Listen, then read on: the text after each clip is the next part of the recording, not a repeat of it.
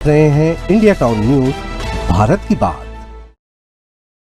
नमस्कार, स्वागत है आपका इंडिया टाउन न्यूज के खास बुलेटिन खबरें राजनांदगांव में और मैं हूं आपके साथ रंजना राज। बुलेटिन की शुरुआत करने से पहले एक नजर आज की खास सुर्खियों पर। राजनांदगांव में क्षत्रिय राजपूत समाज ने मनाया हरेली तीज मिलन। सावन सुंदरी प्रतियोगिता बनी आकर्षण का केंद्र, वरिष्ठों को किया गया सम्मानित। बेमेतरा में शिवसेना का अभियान बना जन आंदोलन। गौ रक्षा को लेकर जागरूकता बढ़ा रही टीम, 1 लाख हस्ताक्षरों का रखा गया लक्ष्य। आबकारी आरक्षक परीक्षा का हुआ आयोजन। मोबाइल, घड़ी, पर्स पर लगी पाबंदी, सख्त जांच के बाद मिला परीक्षा केंद्र में प्रवेश। राजनांदगांव के मोहारा में बाढ़ की स्थिति, शिवनाथ नदी उफान पर, पुलिया डूबी, गांव में घुसा पानी।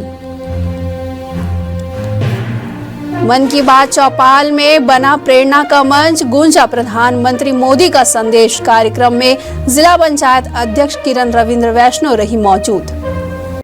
सुर्खियों के बाद अब खबरें विस्तार से। राजनांदगांव में क्षत्रिय राजपूत समाज की महिलाओं ने पारंपरिक हर्षोल्लास के साथ हरेली तीज मिलन समारोह का आयोजन किया। यह कार्यक्रम स्थानीय सामाजिक भवन में संपन्न हुआ, जहां महिलाओं ने बढ़ चढ़कर हिस्सा लिया। कार्यक्रम खास बात यह रही कि सभी महिलाएं पारंपरिक हरे वस्त्रों में सज धज कर पहुंचे, जिससे सावन की हरियाली का सुंदर दृश्य नजर आया। बच्चों ने भी पारंपरिक वेशभूषा धारण कर रंगारंग सांस्कृतिक कार्यक्रम प्रस्तुत किया। महिलाओं के द्वारा सावन सुंदरी प्रतियोगिता का आयोजन भी आकर्षण का केंद्र रहा। इस प्रतियोगिता में महिलाओं ने पारंपरिक परिधान और श्रृंगार के साथ मंच पर अपनी प्रस्तुति दी। इसके साथ ही कार्यक्रम के अंत में समाज की वरिष्ठ महिलाओं को शॉल, श्रीफल भेंट कर सम्मानित किया गया। ये हमारे राजपूत 1282 उप समिति राजनांदगांव का कार्यक्रम है। आज तो हमारे बहुत भव्य कार्यक्रम है। बच्चों का बहुत उत्साहवर्धन कार्यक्रम हुआ, जिसमें फैंसी ड्रेस, नाट्य, संगीत, भजन, गीत सभी हुए, और जिसमें बच्चों ने अपने काल्पनिक जो चीजें हैं उनको उभारा है और दिखाया है समाज की ओर से। और महिलाओं के लिए भी नाट्य, संगीत, मेहंदी, थाली सजाओ प्रतियोगिता, ऐसे बहुत सारे आयोजन रखे गए हैं।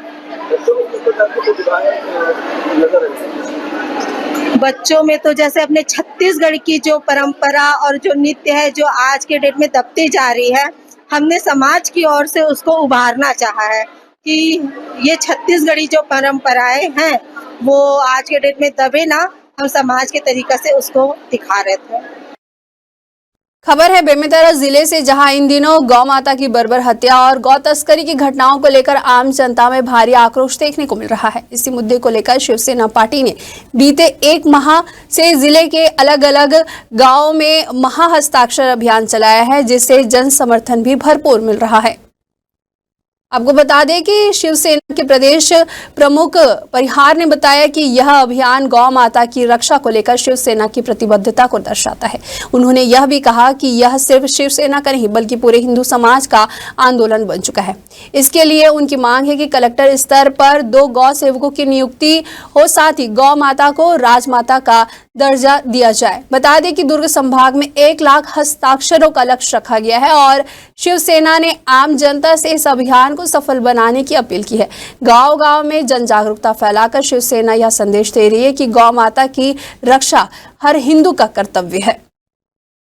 गौ माता की जो बर्बरतापूर्ण हत्या हो रही है, ये पूरे विश्व के लिए नहीं, पूरे ब्रह्मांड के लिए सही नहीं है। क्योंकि जो भी प्रलय आदि होता है, जिस दिन गौ माता के एक भी रक्त का बूंद इस पृथ्वी पर गिरना बंद हो जाएगा, सब चीज़ सही हो जाएगा। और इस पावन उद्देश्य को लेकर शिवसेना जो है हस्ताक्षर अभियान चला रही है और घरों घर पहुंचकर हम इस प्रयास को कर रहे हैं। इसमें राष्ट्रीय संतों के साथ साथ प्रमुख राष्ट्रीय कथावाचकों का भी भरपूर समर्थन मिल रहा है, जिसमें पूज्य रामानंद अयोध्याचार्य जी का समर्थन है, प्रेमानंद जी का, जयंत शास्त्री जी का, विदुर कृष्ण शास्त्री जी का, साथ ही साथ उनके पुत्र गौरव कृष्ण शास्त्री जी का भी समर्थन है। वक्त हो चुका है एक छोटी सी ब्रेक का। खबरें और भी है, बनी रहिए इंडिया टाउन न्यूज के साथ। अब खबर आपकी उंगलियों पर, हर खबर पर हमारा नजरिया। इंडिया टाउन न्यूज, भारत की बात। ब्रेक के बाद आप सभी का स्वागत है। चलिए बढ़ते हैं अगली खबर की ओर। व्यापम के द्वारा आयोजित आबकारी आरक्षक भर्ती परीक्षा खैरागढ़ में भारी अव्यवस्था और भ्रम का शिकार हो गई, जहां ड्रेस कोड के नाम पर परीक्षा केंद्रों पर सैकड़ों परीक्षार्थियों को परीक्षा से बाहर कर दिया गया, जिससे नाराज युवाओं ने कलेक्टर बंगले का घेराव कर प्रदर्शन किया और परीक्षा रद्द करने की मांग की है। आपको बता दें कि परीक्षा का समय सुबह 11 बजे से दोपहर 1:15 तक तय था, जबकि प्रवेश का अंतिम समय 10:30 बजे निर्धारित था। परीक्षार्थियों का आरोप है कि वे सुबह 9 बजे से पहले ही केंद्रों पर पहुंच गए थे, लेकिन वहां तैनात कर्मचारियों ने ड्रेस कोड का हवाला देते हुए टी-शर्ट, सलवार सूट या साड़ी पहनने वालों को बाहर कर दिया। सबसे अधिक विवाद PM Shri Bakshi school, Vivekananda public school, Rani Rashmi Devi college Khairagarh केंद्रों पर हुआ है। एक महिला अभ्यर्थी ने बताया कि वह साड़ी पहनकर परीक्षा देने पहुंची थी, लेकिन उसे अंदर जाने नहीं दिया गया। परीक्षा से वंचित करीब 100 से अधिक अभ्यर्थियों ने विरोध में परीक्षा रद्द करो के नारे लगाए और खैरागढ़ कवर्धा मुख्य मार्ग पर जाम लगा दिया। इसके बाद मौके पर पहुंचे एसडीएम, डिप्टी कलेक्टर और परीक्षा नोडल अधिकारी ने ज्ञापन लेकर मामले की जाँच कर आश्वासन दिया है। भी पता है, बट इनका कंफर्मेशन नहीं है कि कौन से कलर में ये पहन के आना। अभी सब तो सर किसी को कंफर्म नहीं है ना कि भाई अगर वहाँ पे लिखा रहता व्हाइट जर्सी में आना है, व्हाइट टी शर्ट में आना है, तो सब व्हाइट ही पहन के आ रहे थे।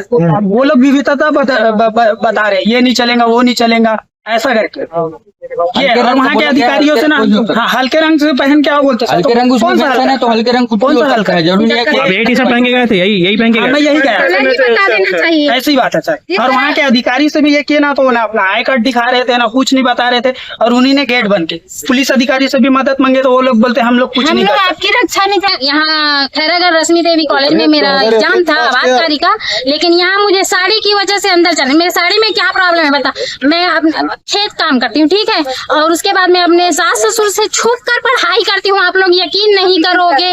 और सुन मायके में तो हर चीज पहनने देते हैं कि नहीं देते हैं बता। और ससुराल में मुझे सास ससुर, मानती हूँ मेरे हस्बैंड पहनने देंगे सूट, लेकिन सास ससुर तो नहीं पहनने देंगे ना।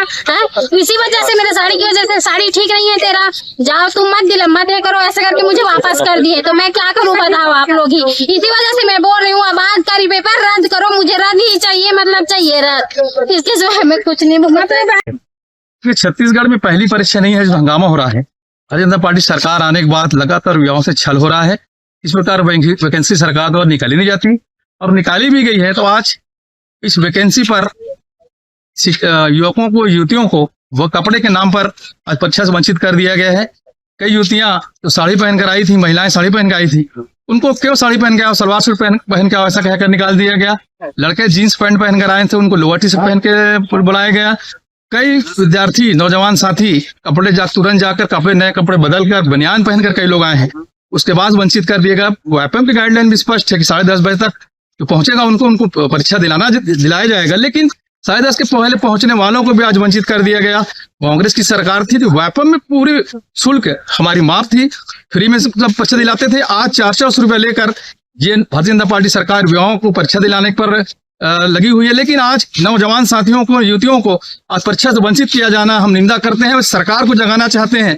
हमारे यहाँ 30 तारीख के बाद से, जब जो बिलासपुर में नकल वाला दुर्घटना हुआ था, उसके बाद से व्यापम द्वारा परीक्षा के निर्देश में कुछ परिवर्तन किए गए हैं, जिसके संबंध में अभी आप ही लोगों के माध्यम से प्रचार प्रसार किया जा रहा था। और यहाँ तक कि उनके एडमिट कार्ड में भी इन बातों को लिखा गया है कि आपको हल्के रंग के वस्त्र पहन के आने हैं, पैर में कुछ चप्पल वगैरह पहन के आना है, जूता पहन के नहीं आना है, और इसके साथ ही कान में आपको कोई भी आभूषण नहीं पहनना है। तो बहुत सारे परीक्षार्थी ऐसे थे जो हल्के रंग के वस्त्र पहनकर नहीं आए थे, तो उनको ये कहा गया कि उनको प्रवेश नहीं दिया गया। अगर आप चाहे तो चेंज करके आ सकते हैं, और हाफ शर्ट पहन के आना है। तो उसके संबंध में भी यही निर्देश इनके एडमिट कार्ड में भी था, बच्चों को भी दिया गया था। और इस संबंध में प्रशिक्षण भी करा के सभी इन्विजिलेटर, केंद्र अध्यक्ष, सुपरवाइजर सबको ये निर्देश दिया गया था।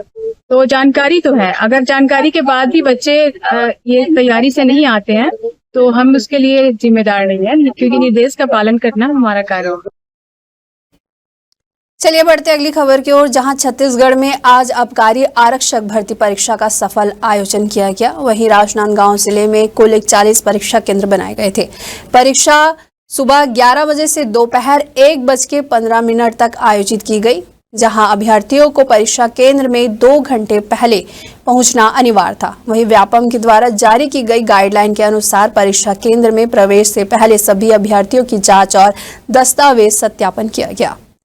वहीं परीक्षा के दौरान सुरक्षा के भी पुख्ते इंतजाम किए गए थे। हर परीक्षा केंद्र में एक पुरुष और एक महिला कर्मचारी की ड्यूटी लगाई गई थी। महिला अभ्यर्थियों की जांच महिला पुलिस कर्मियों के द्वारा की गई। वहीं परीक्षा कक्ष में मोबाइल फोन, घड़ी, पर्स, बेल्ट जैसे किसी भी इलेक्ट्रॉनिक या अतिरिक्त वस्तु को लाने की अनुमति नहीं थी। साथ ही परीक्षा में केवल काले या नीले बॉल पॉइंट पेन के उपयोग की अनुमति थी। वहीं व्यापम ने स्पष्ट किया है कि प्रवेश पत्र दोबारा जारी नहीं किए जाएंगे, इसलिए अभ्यर्थियों को निर्देशों का पालन करने की सख्त हिदायत दी गई थी। हम लोग आबकारी आरक्षक का परीक्षा देने आए थे और कुछ छत्तीसगढ़ का जो क्वेश्चन आया था वो भी अच्छा था। छत्तीसगढ़ी भाषा के जो क्वेश्चन आए थे वो भी अच्छे थे और मैथ्स के भी थे, रीजनिंग के थे। इंग्लिश में क्वेश्चन आया था। इंग्लिश का तो मेरे थोड़ा टफ लगा, लेकिन ठीक था बाकियों के लिए जो पढ़े थे। तैयारी कैसे थी? तैयारी तो मैं सिर्फ 1 मंथ करी थी, ज़्यादा नहीं की थी। ओवरऑल राजनांदगांव लीड कॉलेज के अंदर जितने सेंटर्स थे तो 82% उपस्थिति रही और इस कॉलेज में 480 स्टूडेंट्स थे। बैठक व्यवस्था थी और इसमें से 389 स्टूडेंट्स प्रेजेंट थे। मैडम, इस बार नियम थोड़े कड़े कर दिए गए थे, किस तरह की जांच पड़ताल हुई? बच्चों का एक तो एंट्रेंस पे ही उनका पहले तो ड्रेस कोड चेक हुआ, क्योंकि ये व्यापम से निर्देश थे कि हल्के रंग के कपड़े पहनकर आएंगे और आधी बाहें, फुल स्लीव्स नहीं रहेगा।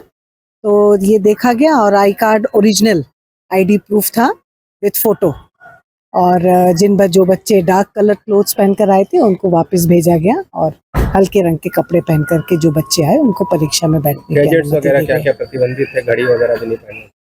घड़ी, मोबाइल, टोपी, पाउच, बेल्ट, जूते ये अलाउड नहीं है। बाकी स्लीपर्स, लाइट कलर क्लोथ्स, इसीलिए हर कमरे में घड़ी और घड़ी की व्यवस्था थी। खुज्जी विधानसभा क्षेत्र के ग्राम बापूटोला में बिहान महिला समूह के द्वारा आयोजित वार्षिक अधिवेशन और आम सभा कार्यक्रम में ग्रामीण सशक्तिकरण की प्रेरक झलक देखने को मिली। इस कार्यक्रम में मुख्य अतिथि के रूप में जिला पंचायत अध्यक्ष किरण रविंद्र वैष्णव शामिल हुए। इस अवसर पर मुख्य अतिथि किरण रविंद्र वैष्णव ने अपने संबोधन में कहा कि छत्तीसगढ़ में वर्ष 2011 से आरंभ हुई बिहान योजना ने ग्रामीण महिलाओं को आत्मनिर्भर बनाने की दिशा में ऐतिहासिक कार्य किया है। उन्होंने बताया कि यह योजना पूर्व मुख्यमंत्री डॉक्टर रमन सिंह की पहल थी, जिसे वर्तमान में प्रधानमंत्री और मुख्यमंत्री विष्णुदेव साय के नेतृत्व में और अधिक प्रभावशाली रूप में लागू किया जा रहा है। बिहान योजना के अंतर्गत महिलाओं को स्वरोजगार के लिए कम ब्याज में ऋण उपलब्ध कराए जा रहे हैं। इसके माध्यम से महिलाएं अगरबत्ती, मोमबत्ती, मसाले, दोना, पत्तल, जूस, खाद निर्माण आदि जैसे कार्यों में संलग्न होकर आर्थिक रूप से सशक्त बन रही हैं।